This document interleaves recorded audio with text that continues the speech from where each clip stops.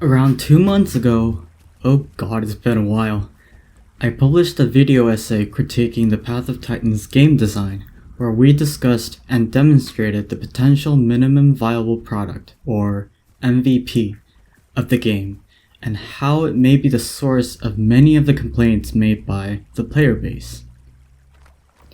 Since then, I was fortunate enough to bump into a lead developer of the game, Matt, in the backer channel of the game's official Discord server to ask him several questions regarding the thought process behind the development of the game. This is a follow-up video where we go through some of the comments that he made that may give insight into the game development and what the future of Path of Titans may look like.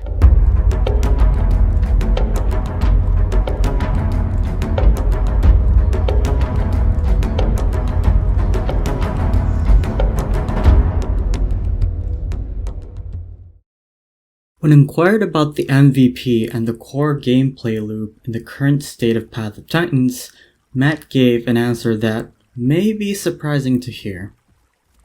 A lot of these types of quests are easier to code and are placeholders for the future. You don't like the collection style quests either, lol. I mean, I've played WoW Classic before. It's boring there too. Except they troll ya with the extremely low drop rate. Despite having gone through so many years collecting acorns and such in Path of Titans, this is confirmed by the developers themselves to not be the intended gameplay, to the point where fetch quests may not even be in the final game at release. But the thing is, it might be possible that with more dynamic movement mechanic, it could be possible to make even walking sort of engaging, making questing a little bit more bearable. I don't look at quests and think, let's make walking more fun. I think it's better to actually just make the quests themselves better and remove lots of these collection style quests. I think this is where Matt and I disagree. I view the quests as additional content that aren't necessarily the core of the game, while he sees them as such. If the developers were to make a game with this idea, it is likely that there would be multiple MVPs in the development pipeline where each MVP is associated with a quest. However, to develop a cohesive game where each quest feels like they're part of the same game, there would need to be a mechanic that is shared by each MVP, because otherwise the final product would merely feel like multiple completely different games compiled together.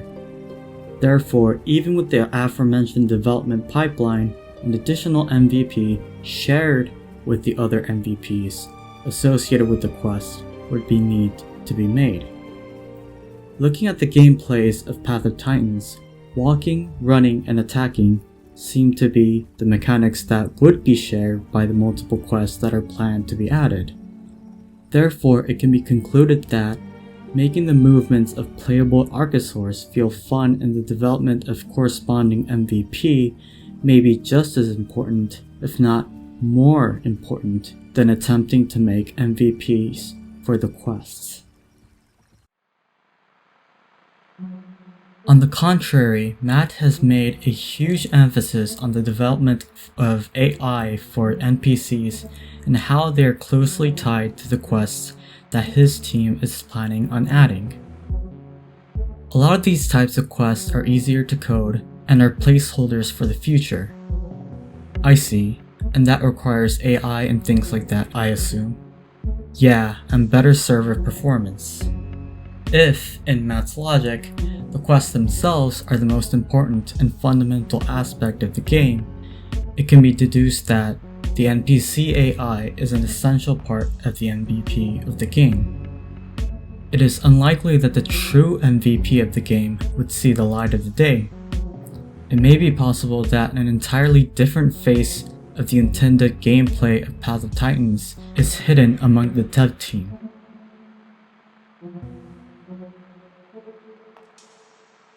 If MVPs that put much focus on the NPC AI do exist, they have not been released to the public testing branches in any form at the moment, despite the numerous amount of abilities being added to individual playable archosaurs each update. Since MVPs that take AI NPCs into consideration have not been up to scrutiny from the public for feedback, much work would have to be done on a fundamental level for the development team to realize their intended experience. This speculation can be further reinforced by the following posts.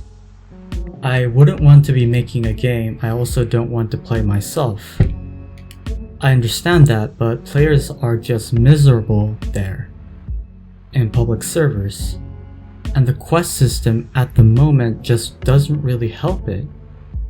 If you're having a rough time there, definitely play on community servers instead. The official servers are intentionally trying to offer the intended experience we want to make, and what community servers don't commonly offer. Public servers have refrained from implementing passive growth ever since the growth mechanic was added years ago. Recalling the earlier statements from Matt, he does not intend to have people do fetch quests for the entirety of the game. Taking both points into consideration, it can be inferred that, although they claim that public servers reflect the intended experience of the game, the current state of such is far from that of the intended release, which would include completely different quests and by association AI that would become the foundation of the game. As a longtime backer who is, to be honest, somewhat disappointed by the current state of Path of Titans, it gives me hope that there may be fundamental minimum viable products in the works that have yet to see the light of day. While such MVPs can integrate with the rest of the game, it is an immense challenge. We hope to see unseen aspects of the game's potential in the future.